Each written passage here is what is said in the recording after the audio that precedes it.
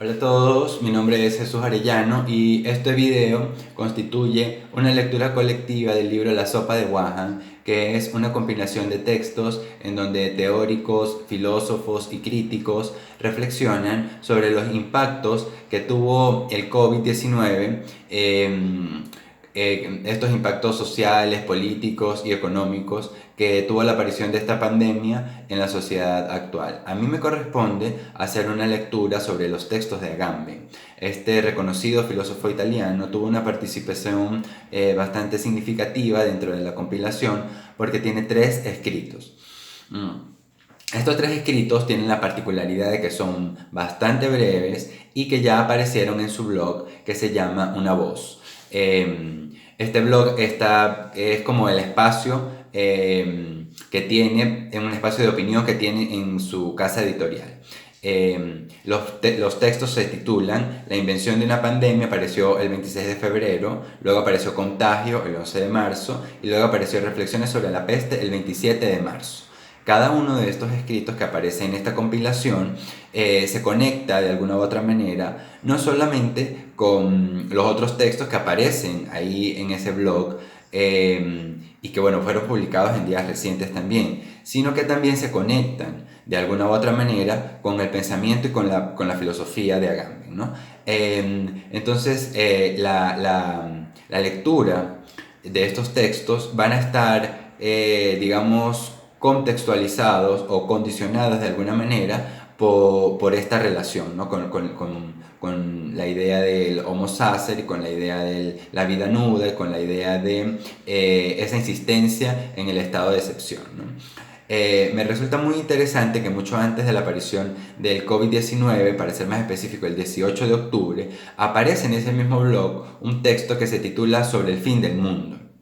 Y en ese texto, que tiene ese nombre y que no tiene nada que ver con el COVID, él critica y hace una alusión a la actitud que asumió la ciencia en los últimos años, y esa actitud apunta a Gamben que es una actitud que sustituye a la religión. Él dice que la ciencia se tornó la religión del siglo XXI, porque ella retomó el discurso sobre el fin del mundo, ¿no? Antes era la iglesia quien nos amenazaba con el fin del mundo y ahora es la ciencia que nos amenaza con el fin del mundo, ¿no? Y al igual que la iglesia, la ciencia nos amenaza, pero también nos ofrece la salvación, ¿no? Entonces, uno de estos textos que salen en la sopa de Wuhan tiene que ver justamente con esta idea de la crítica a la ciencia, ¿no? Porque habla no solamente sobre la crítica a la ciencia, sino sobre el miedo, ¿no? Que eso infunde en la sociedad.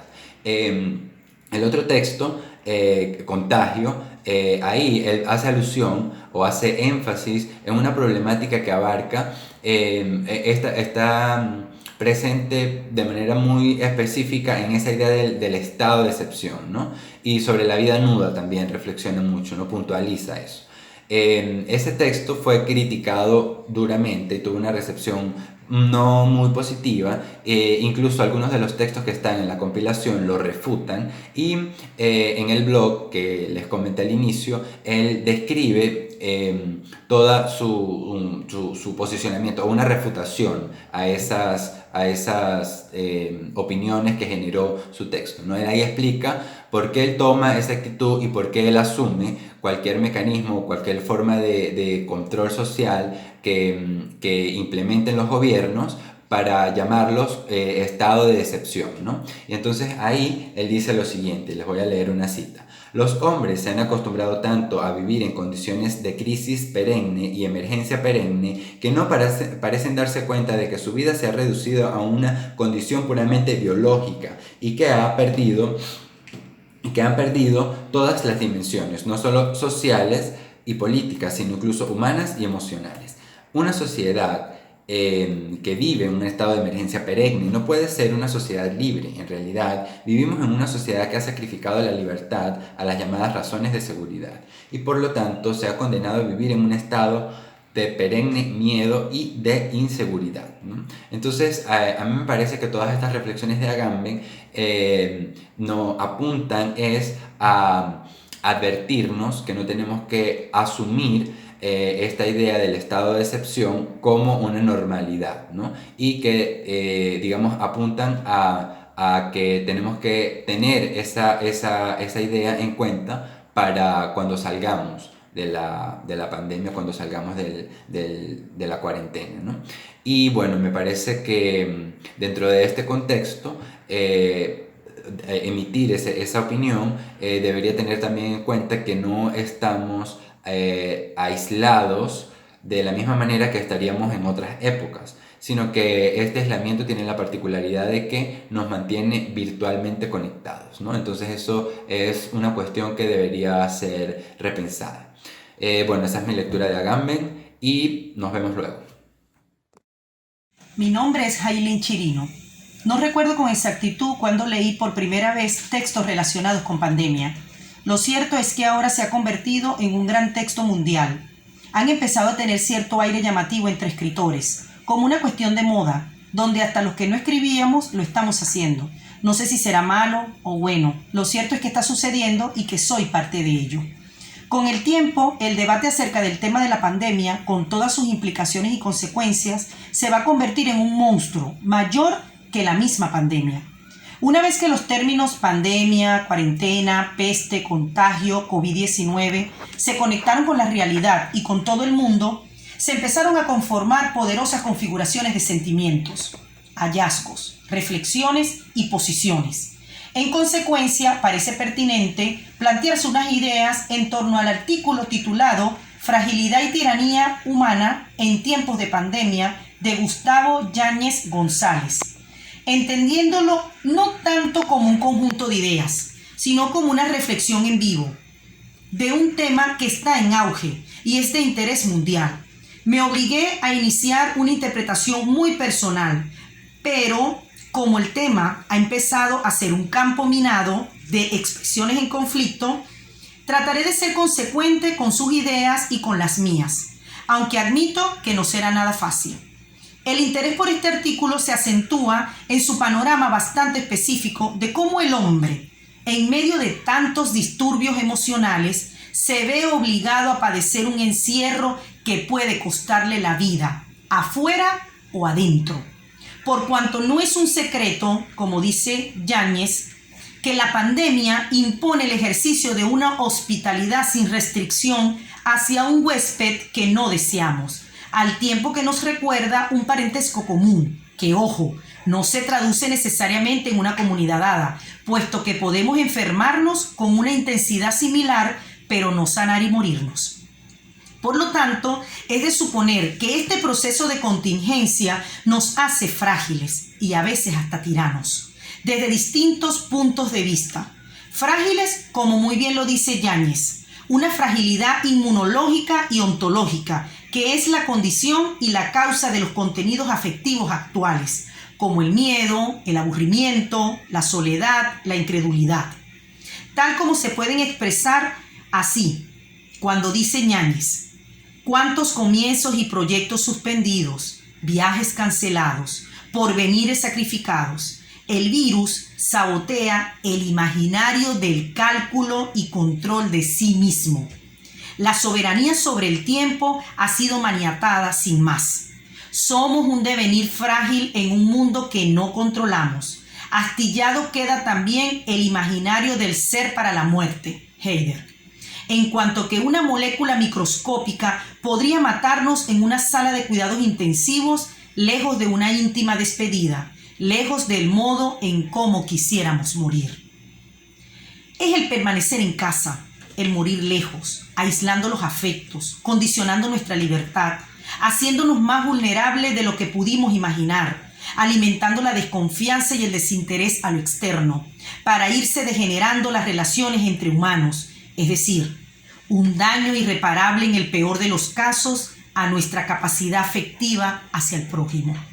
Podemos ser incapaces de comprender plenamente lo que nos ha tocado vivir, comprender a los países con mayor número de contagios y de mayor número de mortalidad, pero tenemos relativamente facultad para comprender que la realidad es monstruosa y universal, también dolorosa y claustrofóbica, realidad común, pero con condiciones culturales, económicas, sociales muy distintas. La reflexión sobre la pandemia no afecta solo a los países involucrados, sino a todo el planeta, porque permitirá abrir brechas académicas y de transformación social. Me gusta pensar que lo que se entiende por pandemia es más amplio que la mera definición sanitaria que le dan algunos, por cuanto abarca pensamientos, ideas, sentimientos, política, economía, educación. Claro está, la forma específica en la que Yáñez en su artículo aborda el tema de la pandemia y la crisis ecobiológica desatada es como una mera crítica e idónea para empezar a ponerle orden al desorden social, desde el encierro y la contingencia, una propuesta al orden mundial. Pregunto, ¿son estos algunos planteamientos coherentes y asimilables, posiblemente asumidos como la verdad, los que deben organizar y orientar el quehacer científico y social? Hola amigos de la cátedra, soy Anelis. En esta oportunidad voy a comentarles un poco sobre el artículo de Patricia Manrique, Hospitalidad e Inmunidad Virtuosa. Bueno, esta licenciada en Filosofía de España comienza sus reflexiones acerca de la pandemia mundial del COVID-19 con cierta preocupación por la rapidez con la que se está tomando las reflexiones acerca de este tema, partiendo de que la prisa es uno de los aspectos que no permite evaluar a profundidad o pensar con profundidad este tema. Y aparte de, digamos, la premisa de que la prisa elimina la otredad, y esto da pie para trabajar precisamente el aspecto de la hospitalidad. Ella retoma el concepto del filósofo Emmanuel Levinas, tomando en cuenta que la hospitalidad es tomar en cuenta la otredad, ¿no? Apropiarse de esa otredad. A partir de esto empieza toda una suerte de reflexiones de cómo ha sido esa hospitalidad en la Comunidad Europea, mirando con cierta preocupación el hecho de que no solamente es el ciudadano promedio europeo el que está a salvo en esta pandemia, sino que también hay, digamos, esas personas del margen, como son las personas en situación de calle, las personas que se encuentran en fronteras, que no están dentro de, digamos, todas esas normas preventivas que los cuidan o los resguardan de estar contaminados por el virus. A la par de este concepto de hospitalidad también comienza a reflexionar sobre el concepto de inmunidad, que, bueno, ella lo plantea como contrario al término de comunidad, puesto que la inmunidad refiere también a cuidarse, ¿no?, del otro. Problematiza o conflictúa el tema de lo que es vivir en comunidad. Entonces, bueno, un poco planteando todos estos aspectos, todos estos conceptos, llega a la conclusión de intentar mirar con tiempo, con detenimiento, todos los eventos que acontecen alrededor de esto, del tema de la pandemia, y además insta de alguna manera a que estos dos conceptos, tanto el de hospitalidad como el de inmunidad, convivan y sean favorables para todos. Entonces, bueno, espero que este pequeño resumen, un tanto muy superficial, les dé una idea de lo que esta autora quiso trabajar en su artículo. Siguiendo con la secuencia, yo escogí leer el texto de Jean-Luc Nancy, que se llama Excepción viral. Jean-Luc Nancy es un pensador francés súper influyente en la contemporaneidad y, bueno, súper también influenciado por otros pensadores franceses como Derrida, por ejemplo. Y este texto, que fue publicado el 28 de febrero, cuando todo el asunto del coronavirus apenas era un germen, porque no había llegado con tanto furor, al menos a América Latina,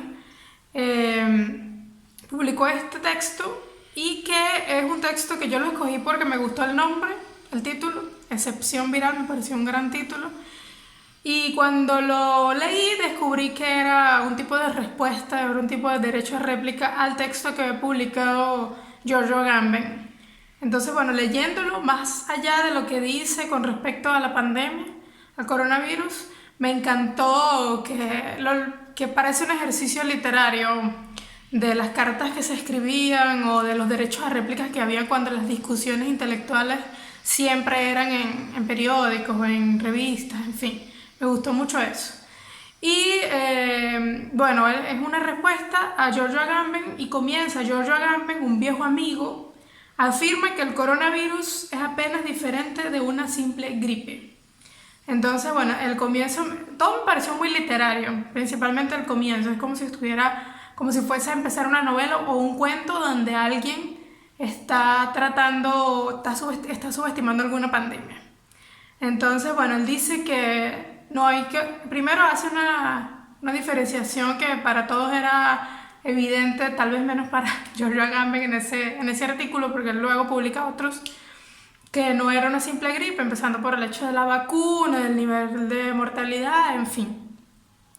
Luego agarra el argumento principal de Giorgio Agamben para criticar un poco las medidas que se tomaban, porque Agamben decía que, y seguro Jesús ya lo dijo en su video, lo va a decir, que las medidas que se estaban tomando para el coronavirus eran una excusa para tener a los países en estado de excepción, que era una excusa más para el autoritarismo.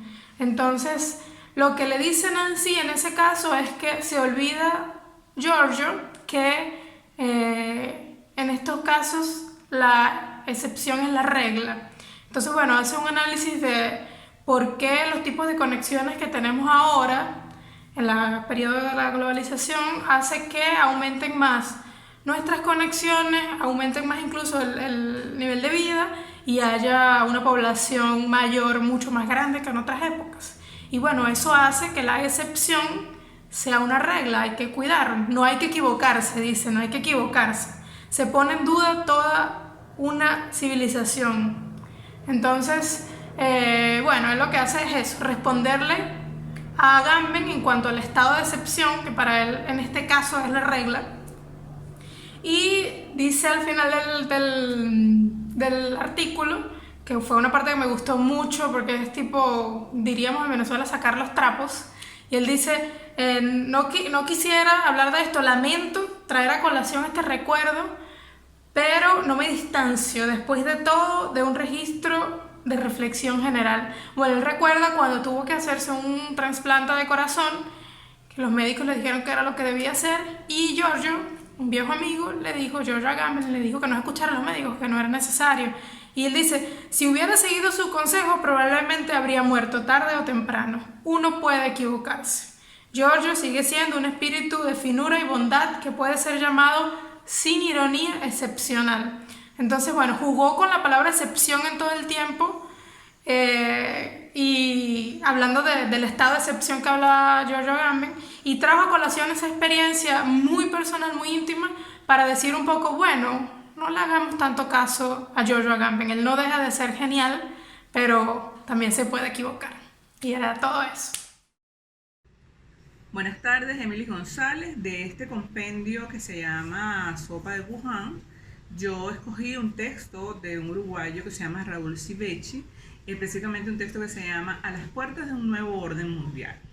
En este texto él esgrime que al tomar Occidente como ejemplo a China para dominar, doblegar este virus que se llama el COVID-19, está acelerando un proceso mediante el cual va a caer el neoliberalismo, va a caer el poder hegemónico de que es el eje Estados Unidos, la Unión Europea, va a concentrarse en los estados nacionales las ultraderechas y se va a conformar el eje Asia-Pacífico como un nuevo hegemón. Y esgrime las razones por las que él considera que eso va a suceder. La mayoría de ellas estoy difiriendo totalmente. Una de estas, por ejemplo, una de las razones que esgrime es que al tomar a China como ejemplo para afrontar esta situación pandémica que tenemos ahorita, estamos dominando, coercionando a las poblaciones, al igual que hace el Partido Comunista en China. Y olvidan que nosotros no tenemos la misma disciplina que tiene el pueblo chino. Y concertar esa disciplina solo el periodo del Partido Comunista Chino es sin duda olvidar o desconocer todo lo que ha sido la historia de esta sociedad. Esa sociedad es una sociedad muy disciplinada, mucho antes del Partido Comunista. ¿Por qué? Porque sus circunstancias de vida han hecho que han enfrentado diversas situaciones y para poder salir de ellas han tenido que ser muy disciplinados, desde hambrunas, guerras, invasiones y lo último antes del COVID, el SARS. O sea, hay cosas, hay raseros de ellos que no nos pueden medir a nosotros. Entonces, con este artículo de este señor estoy particularmente difiriendo, porque los argumentos que expone no me convencen. Hola, mi nombre es María de los Ángeles Lugo y voy a hablarles del artículo titulado Desobediencia, por tu culpa voy a sobrevivir, de la activista boliviana María Galindo. Desde el título puede verse hacia dónde apunta el planteamiento de la autora. Ella comienza haciendo una serie de definiciones de lo que es el coronavirus, cada una más fuerte que la otra, cada una más estremecedora, pero en estos enunciados el lector puede verse identificado, puede descubrir que él también ha llegado a esas conclusiones, que él también ha percibido esas cosas, el gran nivel de desigualdad social que hay en el mundo y que ha salido a relucir en esta crisis. Las cuestiones que ella plantea son muy verdaderas, pero también son subjetivas. Son emitidas desde su lugar de enunciación, que es también el de millones de bolivianos que pertenecen al sector de los trabajadores informales y, como ella denuncia, por el hecho de encontrarse en toque de queda, se les está prohibiendo, se les está limitando de sobrevivir. La autora reflexiona sobre la idea de sobrevivir, sobre la idea de coronavirus, y ella dice que quizá el gran problema en Bolivia es que se están importando medidas de otros países donde la cultura es diferente, donde la economía es diferente y que por lo tanto en Bolivia los resultados también van a ser diferentes. Ella dice, en Bolivia la sentencia de muerte está dictada incluso antes de que el coronavirus llegase. Esto lo hace en referencia a que existen otros problemas como la pobreza, como el dengue, como el cáncer, contra los cuales el ciudadano promedio tiene que luchar, y que por el hecho de tratarse o de estarse en el tope de los medios de comunicación del coronavirus no quiere decir que hayan dejado de existir. Ella dice que el coronavirus pareciese de forma oportuna para invisibilizar las luchas sociales, y que precisamente eso que hablan los medios de comunicación o que prohíben las manifestaciones, los encuentros, las aglomeraciones, están luchando contra formas de organización colectiva ancestrales que quizás pudiesen ser la verdadera respuesta a países como Bolivia. Sin embargo, el discurso de esta autora podría también haber sido escrito en Caracas o en cualquier país de América Latina. Ella habla de grandes problemáticas. Ella dice que el coronavirus pareciese que fuese el holocausto del siglo XXI, porque es como si fuese un sistema darwiniano donde se selecciona quién es el más apto para sobrevivir, el más sano, el más joven, el más rico. Sin embargo, como tantas personas no tienen acceso a las medicinas vendidas por la industria farmacéutica, ella propone repensar el coronavirus. Ella propone volver a las raíces, volver a la medicina ancestral, a los alimentos que por la globalización han dejado de consumirse, pero que son a los cuales el verdadero ciudadano tiene acceso. Ella dice que el peligro de contagio es inminente y que es muy probable que nosotros, nuestra familia, nos contagiemos de coronavirus. Y que si es así, entonces lo mejor es que nos agarre preparados, nos agarre con el sistema inmune fortalecido. Sin embargo, esta última expresión me dejó un poco asustada, me pareció un tanto imprudente, me hizo pensar en que esas invitaciones o esas ideas imprudentes pueden provenir de cualquier persona, pueden venir de personas de derecha, como Jair Bolsonaro, o pueden venir de personas de izquierda, pueden venir incluso de las personas con las mejores intenciones. Sin embargo, es necesario pensar en el poder de la palabra, en cuanto nuestras pronuncias, nuestros escritos, nuestras reflexiones, nuestros posts, nuestros memes pueden influenciar a millones de personas. Entonces es cuestión de asumir la responsabilidad, de considerar las medidas que han funcionado en otros países, de considerar las realidades de América Latina y tratar de todos pensar en una solución para este problema. De todas maneras, este artículo sirve para descubrir realidades de las cuales quizá uno nunca había pensado, no se había detenido a pensar, y de darse cuenta que todo es relativo y todo es subjetivo, y que no hay que ser quizás tan extremistas al criticar a las personas que salen a la calle, que están trabajando como si nada, porque en verdad esas personas necesitan hacer eso para poder sobrevivir. No es cualquiera que se puede quedar en la casa, no es cualquiera que puede tocar guitarra, escribir un libro, ¿sí? No es cualquiera que puede leer 200 páginas, es el que puede. Entonces, si nosotros podemos hacerlo, hagámoslo. Si nosotros tenemos internet para investigar, para organizarnos, para participar en formaciones, para difundir más información, entonces hagámoslo y tratemos de a nuestra manera hacer una contribución. Bueno, en todo caso recomiendo esta lectura, agradezco su atención y hasta la próxima. Hola, hoy les voy a comentar un texto de Judith Butler que se llama El capitalismo tiene sus límites. Esta es una frase que ella extrajo de las palabras de un ministro alemán cuando informaba de que Donald Trump había intentado comprar en exclusividad la vacuna para el coronavirus. Entonces yo creo que es una frase bastante importante, ¿no? Porque es bueno saber que el capitalismo tiene algunos límites. Por otro lado, este texto me impresionó en un primer momento por la violencia que veo en su lenguaje. Ella, entre los términos que utiliza al comienzo del texto, habla, por ejemplo, de aislamiento obligatorio, habla de secuestrarnos en unidades familiares y habla de que estamos privados de contacto social.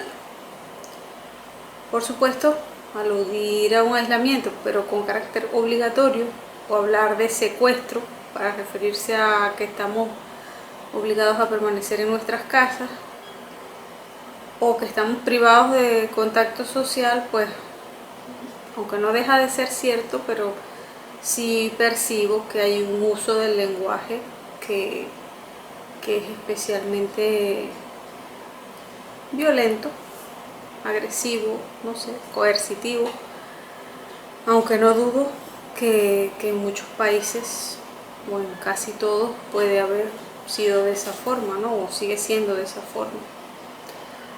Por otro lado, ella nos dice que este es un virus que no conoce fronteras, que ha ido muy deprisa de un sitio a otro, y se enfoca en ciertos términos que me parecen importantes, como lo son el de la igualdad, porque todos podemos enfermarnos.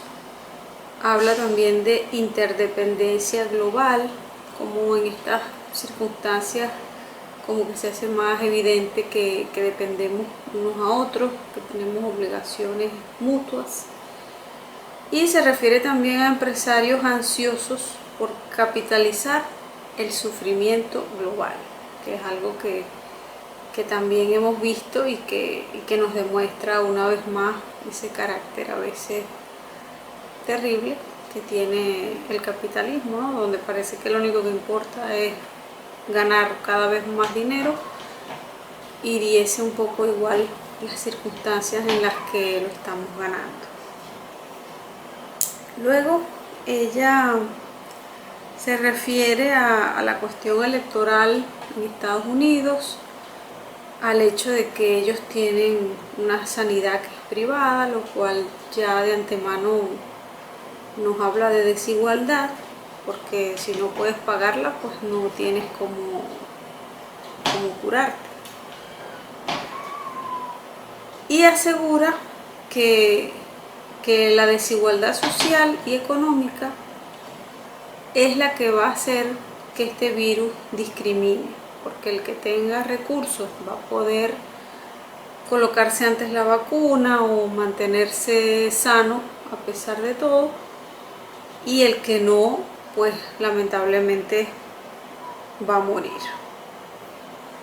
Entonces, bueno, me pareció un texto interesante en el contexto de todo lo que está pasando y que nos lleva a pensar en los sistemas de salud en todas partes del mundo, no solo en Estados Unidos. Hola, soy Suso, saludos a todos los de la cátedra. Mi texto es Crónica de la psicodeflación de Franco Bifo Velardi, filósofo italiano.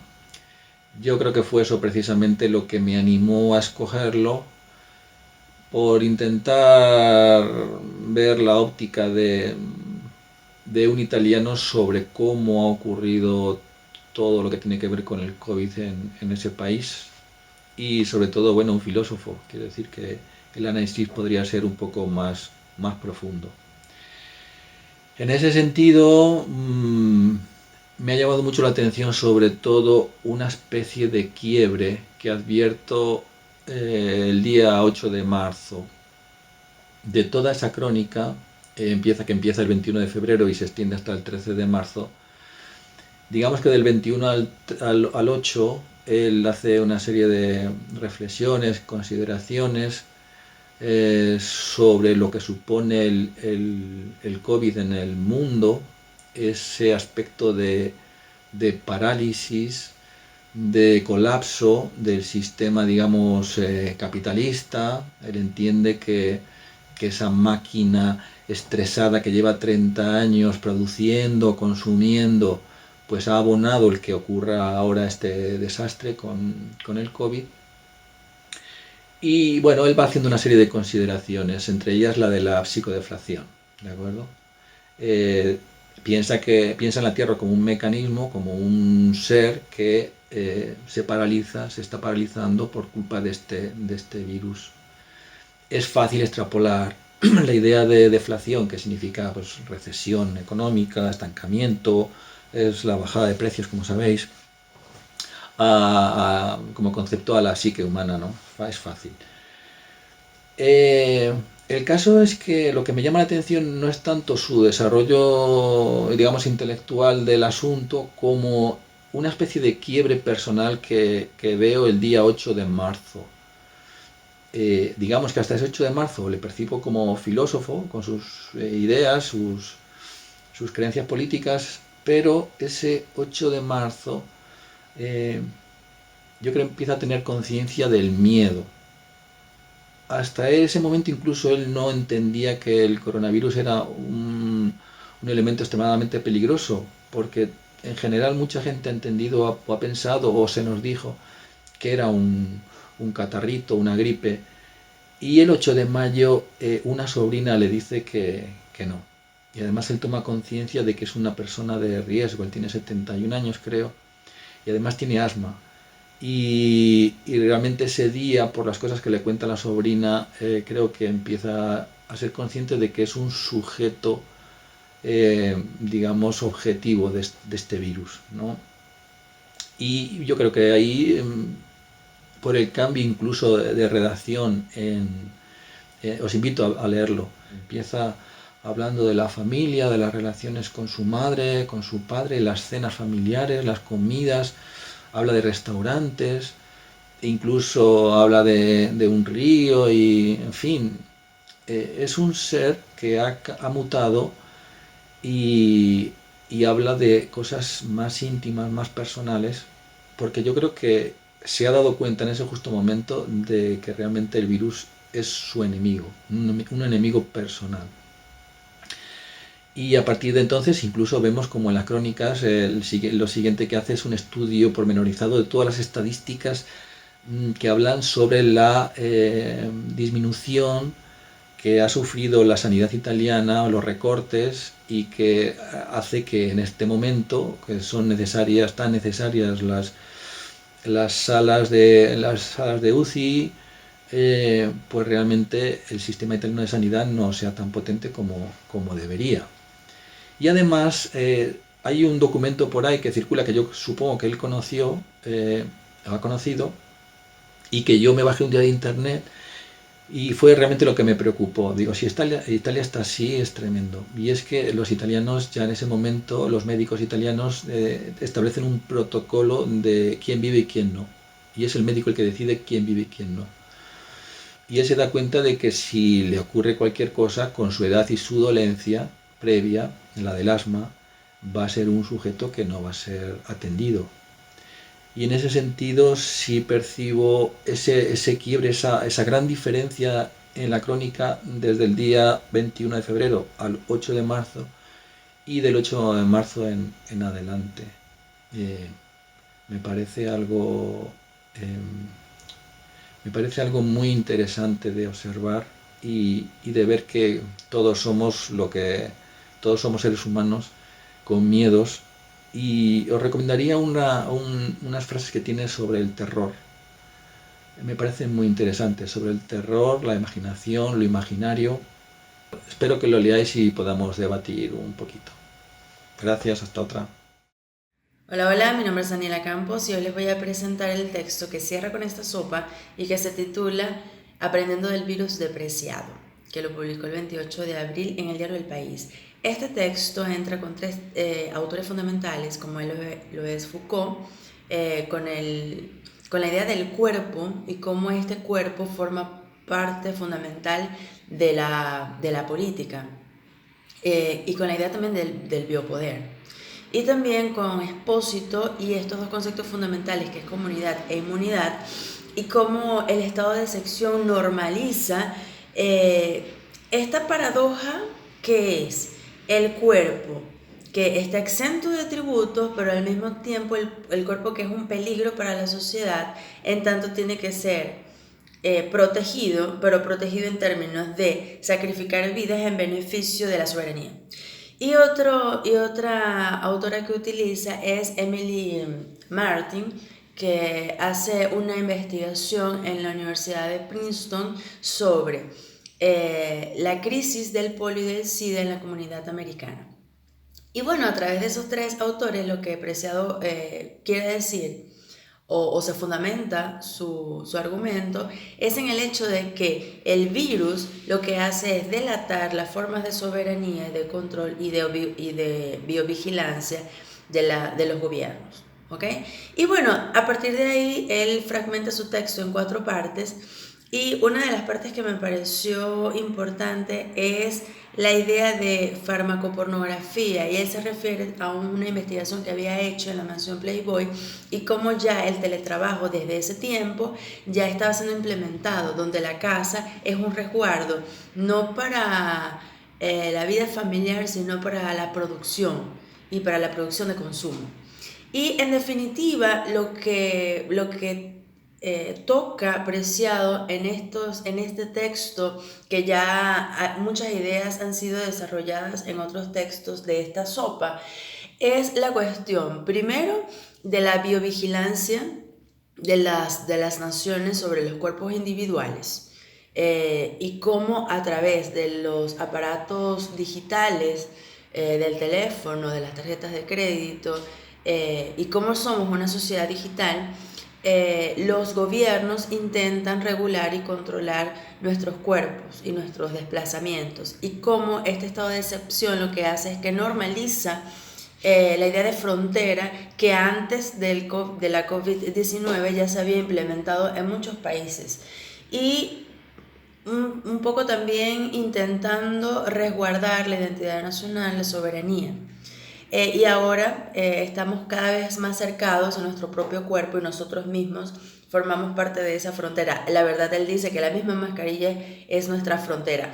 Y bueno, una de las conclusiones a que él llega es que tenemos que tener una nueva comprensión de todos los seres vivos, que tenemos que tener un proceso de transformación política, que tenemos que resistir a la sumisión, que tenemos que reapropiarnos críticamente de las técnicas de biopolítica y de sus dispositivos farmacopornográficos.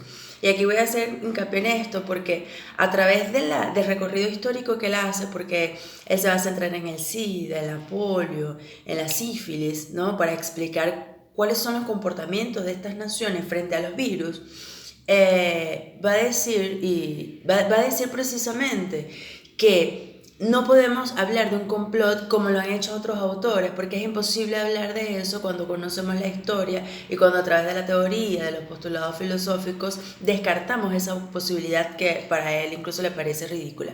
Y él nos invita a desconectarnos para refugiarnos ante la biovigilancia y el control digital. Y aquí también uno siente que está enfrente de un texto que parece que escapa a la realidad de muchos. Primero porque no todas las naciones trabajan con esa biovigilancia cuando tenemos lugares donde escasamente llega el internet, donde la comunicación es pésima, en fin.